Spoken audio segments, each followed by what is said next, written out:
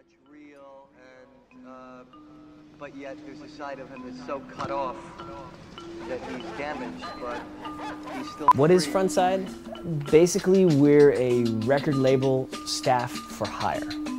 We're essentially a record label that doesn't put out records. I think he wants a description as well. I woke up today feeling everything was strange. Next aim, same thing, no better, no change. Cranes don't move in the concrete ain't bored. I say they watching ants drown and I ain't bored. Frontside is basically a company that we started a few years ago to counteract what was happening in the music industry. So we came up with the idea sort of in the winter of 2002 when Napster was at its height. We really saw it as the rebirth of the music industry as opposed to a bad thing. No matter how music is being delivered to people or how people are consuming music, they still need to find out about it somewhere. From traditional marketing to word of mouth and conversation with friends, we saw the promotion of music as something which was never going to go away.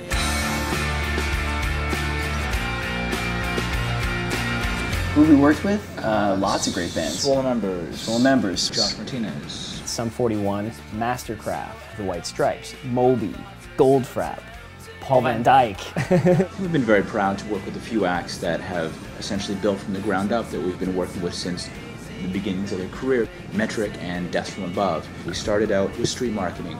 We moved on to promoting some of these records in the clubs. We got to college radio and did very well at college radio. Their publicist was doing an amazing job. Everything came together, and then when we did go to commercial radio, both of these two acts took off. And it was just a neat validation for us to work on two projects like that, which we were really able to apply the Frontside theory to. Do the work. People will notice, bands will become successful. The most notable thing from the last year has been our 2 #1 records at commercial radio. That's something that we're inherently incredibly proud of. We're out there competing with major labels, and we're still able to fight through as the indies and get #1 records at commercial rock radio. The 2 bands, Sum 41 and the Raconteurs. With Sum 41, their single Pieces went #1 at 3 formats in Canada. And it's only the second time in Canadian BDS history that that's happened. And the first time was Nickelback, How You Remind Me. So one of the biggest songs of the century, and we were right up in behind it.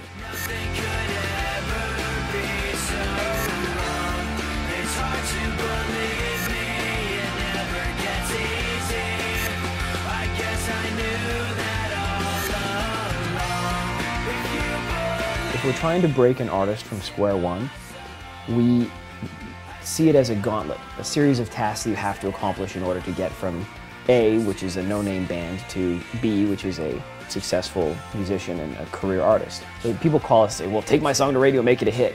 Well, it's not that easy, which is why all of the other departments that we have developed. Find yourself a girl and settle down. Live a simple life in a quiet town. Jennifer Fritz was essentially Frontside's first team member. She came and joined Gary and I after previously working with us at Network and coming from a radio background. She had an interest in publicity and quickly became Frontside's first publicist. She's been here ever since and is one of the top publicists in the country now. She's our VP of Media Relations and handles all of our publicity nationwide. Mark Keston was somebody who was managing an act called Sweatshop Union at the time that Gary and I were just fans of. Mark came by the office one time to just hang out and chill with Gary and and I think he started work for us the next day, if I'm not mistaken. He's been here ever since, and now he's the VP of our management division and oversees everything we have to do with management. As far as the college radio position, we've had a few people that have worked college for us. You need to have a business mind in order to be able to fit in around here and work with Gary and I, but you also need to have a real passion for music and be able to sit down and talk with college radio programmers. It's a difficult balance to find in somebody, and Richard Bailey, who we call Rick Dick here around the office, is exactly that guy. Craig Larson is our head of National Street Promotions. He gives out for free. That's right. Craig runs a national street team of about 50 people that we have across the country and has to manage all of them to ensure that when a client comes to us and says, I got 10,000 posters that need to be up around the country, Craig breaks them out, gets them out to the right reps for the job, makes sure that everything goes up, gets photos back, builds reports for our clients. The reason we're in the music business is because it's built on fun. Our boardroom has a fireplace, a big screen TV, a huge stereo, a couch, and a big comfy chair. That's our boardroom. That's kind of the way we go. We don't sit around a big table and yell at the speakerphone. Do you own a suit yet?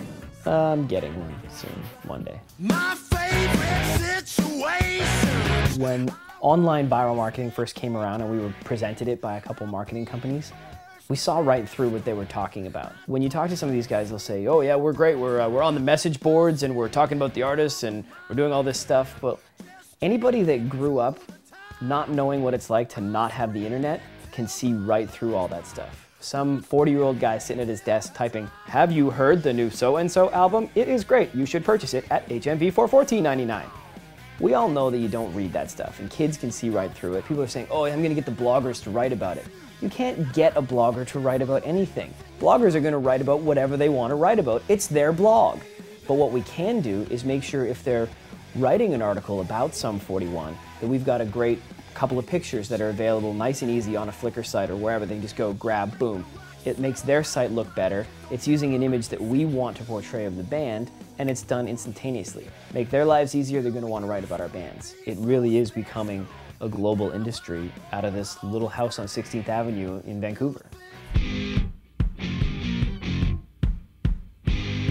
It was so important to us when we started Frontside was that we wanted to be able to choose the records that we worked on. We wanted to be able to choose the people that we work with.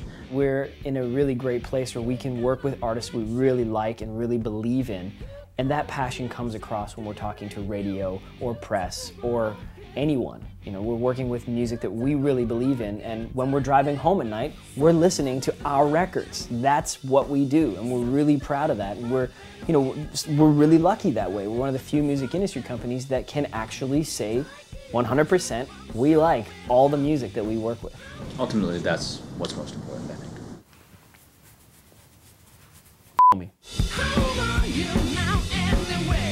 The next morning, I'll never forget, I walked into Jeff's office. He's sitting at his desk, looks up. So, we gonna? It's like, you don't have the guts. You don't have the guts. Yeah? Well, I dare you to quit your job. I dare you to quit your job.